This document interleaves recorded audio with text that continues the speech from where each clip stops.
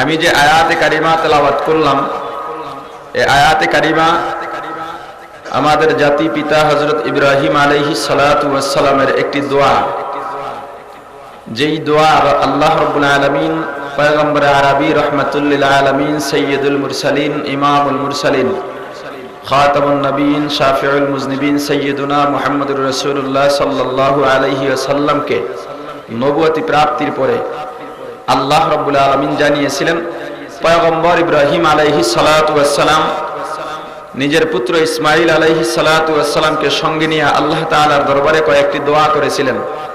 আমার তেলাওয়াতকৃত আয়াতে কারিমাও তার মধ্যে একটি দোয়া। পয়গম্বর দোয়া করেছিলেন, আল্লাহ আপনি আমাদের মধ্য হতে বা আমাদের বংশের মধ্য হতে আপনি এমন একজন রাসূল দুনিয়ার মধ্যে পাঠান যিনি 4টা দায়িত্ব পালন করবেন। কয়টা? একটু উচ্চ আওয়াজে বলেন। আওয়াজ বন্ধ করা যাবে না। মুসলমানদের অশ্রুই হলো আওয়াজ। নারায়ে তাকবীর, আল্লাহু আকবার ঈমানের আওয়াজের সাথে জয় পরাজয় মিশ্রিত জড়িত। মুসলমানদের যত বিজয় এসেছে অধিকাংশ বিজয় ঈমানি আওয়াজের সাথে সংশ্লিষ্ট। কারণ মুসলমানদের হাতে কোনো অত্যাধুনিক অস্ত্র বোমা থাকবে না। মুসলমানদের অস্ত্রই হলো ঈমানি আওয়াজের অস্ত্র। মুসলমানদের ঈমানি আওয়াজই অস্ত্রের সামনে ইহুদি খ্রিস্টানদের অত্যাধুনিক অস্ত্র বোমা ভোতা হয়ে যায়। ঠিক কিনা জোরে বলেন। আওয়াজ যেদিন বন্ধ হবে মুসলমান ইহুদি খ্রিস্টানদের হাতে মার খাওয়ার জন্য প্রস্তুত হয়ে যাও। মুসলমান যখন নীরব হয়ে যাবে, মুসলমানদের ঈমান যখন নিস্তব্ধ হয়ে যাবে, মুসলমানের সংখ্যা আধিক্য হলেও মুসলমানের পরাজয় আর মুসলমান ঠেকাতে পারবে না। আমরা লক্ষ্য করে দেখব মুসলমানদের যত বিজয় বিগত দিনে এসেছে ওই সময় মুসলমানদের সংখ্যা ছিল কম, কিন্তু বিজয়ের সংখ্যা ছিল বেশি। আর বর্তমান সময় মুসলমানের সংখ্যা বেশি, বিজয়ের সংখ্যা। এই কারণ আমাদের ঈমান নিস্তব্ধ হয়ে গেছে, শিথিল হয়ে গেছে। আওয়াজ রাখতে হবে। কারণ সিলেটের মাটিতে যখন গৌর গোবিন্দ আল্লাহ তাআলার একত্ববাদের বিরুদ্ধে স্লোগান দিয়েছিল, মুলকি ইয়ামান থেকে আগত হযরত শাহজালাল রাহমাতুল্লাহি আলাইহি নারায়ে তাকবীর, আল্লাহু আকবার, আল্লাহু আকবারের আযানের ধ্বনি এমন ভাবে ছুড়েছিলেন, আল্লাহর ওলির আযানের ধ্বনিতে গৌর গোবিন্দের 14 গোষ্ঠী চূর্ণ বিচূর্ণ হয়েছিল। ঠিক কিনা জোরে বলেন। শুধু তাই নয়, তসলিমা নাসরিন সহ যখন কবি শামসুর রহমান আওয়াজ তুলেছিল, মসজিদের আযান আমার কাছে বেশ্যার খদ্দের ডাকার আওয়াজের মতো মনে হয়, তখন বাংলার জমিনের শত শত উলামা ইকরাম, হাজার হাজার তালিবুল ইলম, লক্ষ লক্ষ তৌহিদি জনতা যখন ঈমানের হুঙ্কার ছেড়েছিলেন, তসলিমা নাসরিন বাংলার জমিন থেকে পালাতে বাধ্য হয়েছিল। সরকারের ছাত্র আশ্রয় নিয়েও বাংলার জমিনে টিকতে পারে নাই, এখনো বাংলার জমিনে আসতে পারে নাই, ভবিষ্যতেও আসতে পারবে না ইনশাআল্লাহ। শুধু তাই নয়, বিভিন্ন সময় যখন বাংলার জমিনে নবীজিকে নিয়ে কটূক্তি শুরু হয়েছে, কোরআনের অবমাননা হয়েছে, ইসলামের কটূক্তি হয়েছে, বাংলার জমিন ঘুমন্ত মুসলমানগুলো যখন ঈমানি আওয়াজে জেগে উঠেছে, বাংলার জমিনের কোন নাস্তিক মুরতাদ বাংলার জমিনে টিকতে পারে নাই। ঠিক কিনা জোরে বলেন। আওয়াজ এখনো আছে না বন্ধ হবে? আওয়াজ থাকবে না বন্ধ হবে? বাংলার জমিনে যত বাতিল মুরতাদ আবির্ভাব হবে, আমাদের আওয়াজ দিয়ে তাদের বাংলার জমিন থেকে বিতাড়িত করতে হবে। ঠিক কিনা জোরে বলেন। মুসলমান জাতীয় মসজিদের জাতীয় মেম্বার থেকে জাতীয় খতিব আল্লামা ওবায়দুল হক রাহমাতুল্লাহি আলাইহি যখন আওয়াজ দিতেন, বাতিল মুরতাদ থরথর করে কাঁপতেন। না, আল্লামা ওবায়দুল হক রাহমাতুল্লাহি আলাইহি চলে গেলেন, আওয়াজ বন্ধ হয় নাই। আওয়াজ নিয়ে সামনে আগালেন, সিংহের গর্জন নিয়ে সামনে আগালেন শাইখুল হাদিস আল্লামা আজিজুল হক রাহমাতুল্লাহি আলাইহি। শাইখুল হাদিস আজিজুল হক রাহমাতুল্লাহি আলাইহি দুর্বল হয়ে গেলেন। না, আওয়াজ বন্ধ হয় নাই। ঈমানি হুঙ্কার নিয়ে সিংহের গর্জন নিয়ে সামনে গিয়েছেন তৎকালীন বাংলার জিন্দা শাহজালাল আল্লামা সৈয়দ মোহাম্মদ ফজলুল করিম পীর সাহেব চরমনাই রাহমাতুল্লাহি আলাইহি। পীর সাহেব চরমনাই চলে গেলেন, শাইখুল হাদিস রাহমাতুল্লাহি আলাইহি চলে গেলেন। না, ঈমানি আওয়াজ বন্ধ হয় নাই। ঈমানি আওয়াজ নিয়ে সামনে গিয়েছেন ইমাম মুফতি ফজলুল হক আমিনী রাহমাতুল্লাহি আলাইহি। আমিনী রাহমাতুল্লাহি আলাইহি চলে গেলেন। না, আওয়াজ বন্ধ হয় নাই। বাংলার জমিনে এখনো আওয়াজ আছে। সারা দেশের মুসলমান আমরা যাদের নেতৃত্বে তাদের পিছনে ঈমানি আওয়াজ নিয়ে দৌড়াই। বাংলার জমিনের শাইখুল মাশায়েখ উস্তাদুল উলামা আল্লামা শাহ আহমদ শফি দামাত বারাকাতুহুম, আল্লামা জুনায়েদ বাবুনগরী, আল্লামা নুরুল ইসলাম আলীপুরি, আল্লামা মুফতি মিজানুর রহমান সাহেব সাহেব দামাত বারাকাতুহুম, তারুণ্যের অহংকার আমিরুল মুজাহিদিন মুফতি সৈয়দ মোহাম্মদ রেজাউল করিম ফয়জুল করিম। এই মুসলমান, আওয়াজ বন্ধ করা যাবে না। রাজি আছেন সবাই? আরো জোরে বলেন, রাজি আছেন সবাই? আজকের যেই আন্তর্জাতিক ইসলামী মহাসম্মেলনের আয়োজন করা হলো আপনাদের জন্য লক্ষ লক্ষ টাকা খরচ করে, দেওবন্দের হযরত মুহতামিম হুজুর সহ বিভিন্ন অঞ্চলের প্রখ্যাত উলামায়ে কেরাম, উলামা মাশায়েখদের সমন্বয়, তাদের ডাকে, তাদের উপস্থিতিতে এই যে আয়োজন করা হলো, আমরা এখান থেকে যে সিদ্ধান্ত হবে, এখান থেকে দিক নির্দেশনামূলক যে কথাগুলো আমাদের মাঝে উপস্থাপন করা হবে, আমাদের দৃঢ় সংকল্প করতে হবে, না এখান থেকে যে কথাগুলো হবে, যে দিক নির্দেশনা হবে, আমরা সেই দিক নির্দেশনা অনুযায়ী বাকি জীবনটা পার করব ইনশাআল্লাহ। রাজি আছেন সবাই? আল্লাহ সবাইকে কবুল করেন, বলেন আমিন।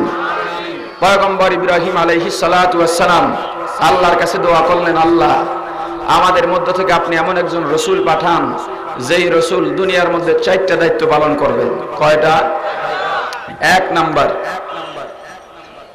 রসুলের উপরে কিতাব, যেই কিতাব নাজিল হবে সেই কিতাবের তিলাওয়াত তিনি করবেন।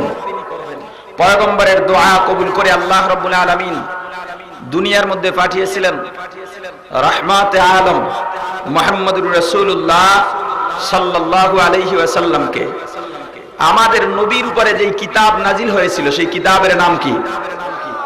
তো আমরা বোঝার সুবিধার্থে এটা বলি যে আল্লাহ যেই রসুল পাঠাবেন সেই রসুল তার উপরে নাজিলকৃত কিতাব তেলাওয়াত করবেন, অর্থাৎ পয়গম্বর কোরআনের তেলাওয়াত করবেন। বোঝার সুবিধার্থে আমরা এটা এভাবে বলি। 2 নাম্বার, শুধু নিজে তেলাওয়াত করলে হবে না, তার সাহাবী, তার সাথী যারা থাকবে তাদেরকেও তিনি কোরআনের তেলাওয়াত শিখাবেন। 3 নাম্বার দায়িত্ব, শুধু মৌখিকভাবে শিখালে হবে না, কোরআনের মধ্যে যা আছে, যত বিধান, আহকাম, আরকান আছে, সব মানুষকে বাস্তব নমুনায় ট্রেনিং দিবেন। এই বাস্তব নমুনার উপরে 2-4 মিনিট কথা বলবো। এই বিষয়ের উপরেই আলোচনা করাটা আমার উদ্দেশ্য। বাস্তব কেন দরকার? আমি আপনাদের কাছে জানতে চাই, আপনারা সচেতন মহল, একজন ব্যক্তি ফার্স্ট ক্লাস ফার্স্ট পেয়ে ডাক্তারি বিদ্যা অর্জন করলো, ডাক্তারি পাশ করলো। এই ছাত্র ডাক্তারি পাশ করার পরেই কি কোন ব্যক্তির পেট চিরে অপারেশন করতে পারবে? জোরে বলেন, কেন পারবে না?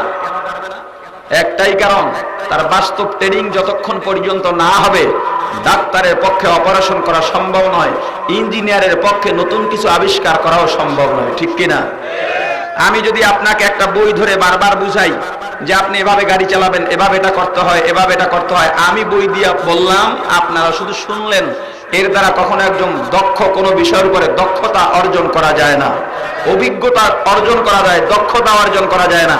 এ মুসলমান, এজন্য প্রত্যেকটা জিনিসের বাস্তব ট্রেনিং লাগবে। নবীজি বলেন, বলেন নবী সাল্লাল্লাহু আলাইহি ওয়াসাল্লাম, সাল্লু কামা রাআইতুমুনি উসাল্লি, আও কামা ক্বালা নবী আলাইহিস সালাতু ওয়াস সালাম। ও সাহাবায়ে কেরাম, তোমরা নামাজ পড়ো, আমি নবীকে যেভাবে নামাজ পড়তে দেখো। তোমরা রুকু করো, আমি নবীকে যেভাবে রুকু করতে দেখো। তোমরা সেজদা করো, আমি নবীকে যেভাবে সেজদা করতে দেখো। কারণ আমি যদি মৌখিকভাবে বলে দেই মাথা ঝুঁকাইয়া সেজদা করতে হয়, কপালে মাটি ঢাকাইয়া সেজদা করতে হয়, মাথা ঝুঁকাইয়া কোমর পিঠ সমান রেখে রুকু করতে হয়, না না, হক আদায় হবে না। কারণ কেউ কম ঝুঁকাইবা, বেশি ঝুঁকাইবা, নামাজের হক আদায় হবে না। ও সাহাবায়ে কেরাম, এজন্য আমার দিকে তাকাও। আমি যতদূর মাথা ঝুঁকাই তোমরা সেভাবে ঝুঁকাও। আমি সেজদায় গিয়ে যেভাবে মাথা রাখি, নাক কপাল যেখানে রাখি তোমরাও সেইখানে রাখো। আমি যেভাবে হাত রাখি তোমরাও সেইভাবে রাখবা। ও মুসলমান, বাংলার জমিনে আবিষ্কৃত বর্তমান সবচেয়ে বড় বাতিল ফিরকা, আমিও ছোটখাটো কিছু বাতিল ফিরকা নিয়ে টুকটাক গবেষণা করে থাকি। আমার ক্ষুদ্র গবেষণায় যতটুকু দেখলাম, বাংলার জমিনে যত বাতিলের আবির্ভাব ঘটেছে সবচেয়ে ঈমান বিধ্বংসী, ভয়ঙ্কর, আমাদের ঈমানের জন্য হুমকি, সবচেয়ে বড় বাতিল ফিরকার নাম বর্তমানের তথাকথিত আহলে হাদিস মাযহাবী। এখন যে হাদিস আমি বললাম, এই হাদিস তারা দলিল হিসাবে পেশ করে এবং বলে নবীজি বলছেন আমার মতো নামাজ পড়ো। তাহলে কোনো মাওলানার নামাজ দেখে নামাজ পড়বো কেন, মাযহাবী বা মানবো কেন, নবীজির মতো নামাজ পড়বো। আমি বলতে চাই তোমার কথা যদিও ঠিক আছে, কথা সত্য মতলব খারাপ কেন? তুমি যেই হাদিস দলিল পেশ করলা মাযহাব মানা লাগবে না, নবীর মতো চলবো, আমি তোমার সেই হাদিস দিয়েই তোমার কথাটাকে খণ্ডন করতে চাই। আপনার একটু বুঝে শুনে উত্তর দিবেন। নবীজি বলছেন নামাজ নবীজিকে যেভাবে আমরা দেখছি সেভাবে পড়বো।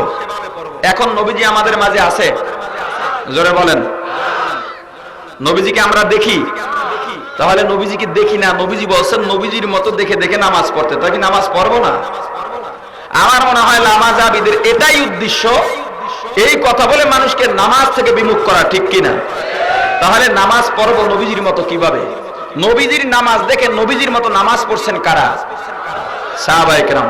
সাহাবায়ে কেরামের নামাজ দেখে নবীজির মতো নামাজ পড়েছেন তাবি। তাবির নামাজ দেখে নবীজির মতো নামাজ আদায় করেছেন তাবে তাবিন, আইম্মে মুজতাহিদিন, সালফে সালিহিন, উলামায়ে মুতাআখিরিন, আমাদের আকাবের দিন বর্তমান হক্কানি পীর মাশায়েখ উলামায়ে কেরাম, ঠিক কিনা জোরে বলেন। অতএব নবীজির মতো নামাজ যদি পড়তে চাই মাযহাব লাগবে, পীর মুরিদি লাগবে, তাবলীগ লাগবে, উলামায়ে কেরাম লাগবে, ঠিক কিনা জোরে বলেন। তো উলামায়ে কেরামের নামাজ দেখে যে আমরা নামাজ পড়বো তারও একটা আমাদের প্রমাণ থাকলে ভালো হয়, কি বলেন? قال النبي صلى الله عليه وسلم إن العلماء ورثة الأنبياء أو كما قال النبي عليه الصلاة والسلام। ও মুসলমান, নবীজি বলে যান আমি যখন থাকবো না তখন আমার প্রতিনিধিত্ব করবে উলামায়ে কেরাম। নবীর অনুপস্থিতিতে নবীজির প্রতিনিধিত্ব কারা করবে জোরে বলেন? বিশ্বনন্দিত মুফাসসির নবীজির চাচা রাইসুল মুফাসসিরিন হযরত আব্দুল্লাহ ইবনে আব্বাস রাদিয়াল্লাহু তাআলা আনহু এই হাদিসের ব্যাখ্যায় বলেন, ও বিশ্ববাসী মানব মণ্ডলী, যেই জামানায় নবী থাকবে না সেই জামানায় উলামায়ে কেরাম তোমাদের নবী। যেই জামানায় নবী থাকবে না সেই জামানায় কারা নবী বলেন? তার মানে কি উলামায়ে কেরামের কাছে ওহী আসে, কিতাব নাজিল হয়, ফেরেশতা আসে, এর মর্ম কি? সন্তান মায়ের গর্ভের মধ্যে ভূমিষ্ঠ হওয়ার আগে বাবা মারা যায়, ভূমিষ্ঠ হওয়ার পরে বাবাকে দেখতে পায় না, চাচা সন্তানকে লালন পালন করলো। সন্তান এক সময় বালক হয়ে গেছে, কথা বলতে পারে, চলতে পারে, হাঁটতে পারে, পরিচয় দিতে পারে। এক আল্লাহর গোলাম জিজ্ঞাসা করলো, ও বালক, বলো তোমার বাবার নাম কি, তোমার পরিচয় কি, তোমার ঠিকানা কোথায়, বলো তোমার ঠিকানা, বলো ঠিকানা কি? ছোট্ট বালক ডাক দেয়া বলে, আল্লাহ আমার বাবা নাই, যদিও বাবা নাই তবে চাচাই আমার কাছে আমার বাবা। বলে কিনা? তার মানে কি চাচা ওকে জন্ম দিছেনি? তাহলে কেন বলল মুসলমান? একটাই কারণ, বাবার দায়িত্বগুলো চাচাই পালন করছে, ঠিক কিনা? এ মুসলমান, যেই জামানায় নবী থাকবে না সেই জামানায় উলামায়ে কেরাম তোমাদের নবী। ও মুসলমান, যেই জামানায় নবী থাকবে না সেই জামানায় উলামায়ে কেরাম তোমাদের নবীর মর্ম কি জানো? قال النبي صلى الله عليه وسلم بلغوا عني ولو آية أو كما قال النبي عليه الصلاة والسلام। যেই জামানায় নবী থাকবে না সেই জামানায় তোমাদের উলামায়ে কেরাম নবীর মর্ম হলো নবীজির পক্ষ থেকে যত দায়িত্ব আছে উলামায়ে কেরাম নবীজির দায়িত্বগুলো দুনিয়ার মধ্যে পালন করবেন। একটা আয়াত যদি হয়, একটা হাদিস হয়, নবীজির পক্ষ থেকে মানুষের মাঝে কারা বলবেন জোরে বলেন? আর জোরে বলেন, কারা বলবেন? কার কথা? নবীজির কথা। কার কথা? হে মুসলমান, নবীজির কথা যেহেতু উলামায়ে কেরাম আমার দায়িত্ব পালন করবেন, অতএব তোমরা যদি এটা বলো হ্যাঁ নবীজির মতো আমল করব, নবীজি যেহেতু নাই কার মতো আমল করব? উলামায়ে কেরামের মতো। কারণ নবীজি নাই, নবীজির দায়িত্বে অবস্থান করতেছেন উলামায়ে কেরাম। ও মুসলমান, সভাপতি যদি না থাকেন, সভাপতির অনুপস্থিতিতে সভাপতির দায়িত্ব করেন সহ সভাপতি, ঠিক কিনা? সহ সভাপতি, সভাপতির অনুপস্থিতিতে সভাপতি যেই ফাইলগুলোতে সিগনেচার করলে যেই ভ্যালু ছিল, যেই কাজ করত উলামায়ে সহ সভাপতি সেই ফাইলগুলোতে সিগনেচার করলে একই ভ্যালু, একই দাম, ঠিক কিনা? তবে মর্যাদাগত দিক থেকে সহ সভাপতি সভাপতি আজীবনই আলাদা থাকবে। নবীজির দায়িত্ব পালন করবে উলামায়ে কেরাম। উলামায়ে কেরাম নবী নন, মর্যাদাগত এক নন, কারণ নবীজি 100-তে 100, আমরা হলাম 0। ও মুসলমান, তবে দায়িত্বের দিক থেকে ভ্যালু এক, ঠিক কিনা জোরে বলেন। ও মুসলমান, অতএব আমরা মাযহাব মানি কেন? নবীজির এই হাদিস পালন করার জন্য। হক্কানি পীর মাশায়েখের কাছে কেন যাই? এই হাদিস মানার জন্য। আমরা তাবলীগের মধ্যে কেন যাই? এই হাদিস মানার জন্য। আসলে তারা আহলে হাদিস বা হাদিস পালনকারীর দাবিদার মানুষকে বানাইয়া তারা সুন্নাত থেকে মানুষকে দূরে সরাইতে চায়, ঠিক কিনা? অথচ নবীজি কি বললেন? ক্বালান নবিয়্যু সাল্লাল্লাহু আলাইহি ওয়াসাল্লাম তারাকতু ফীকুম আমরাইন লান তাদিল্লু মা তামাসসাকতুম বিহিমা কিতাবাল্লাহি ওয়া সুন্নাতা রাসূলি আও কামা ক্বালান নবিয়্যু আলাইহিস সালাতু ওয়াস সালাম। এ মুসলমান, নবীজি বলে গেছেন, ও বিশ্ববাসী মানব মণ্ডলী, শোনো শোনো, তোমরা দুইটা জিনিসকে, তোমাদের দুইটা পাখা বানায় নাও, ডানা বানায় নাও। যদি দুইটা জিনিসকে পাখা বানাইতে পারো, আঁকড়া ধরতে পারো, ডানা বানায় নিতে পারো, উঠতে উঠতে তোমাদের গন্তব্য জান্নাতের মধ্যে বুঝতে পারবা।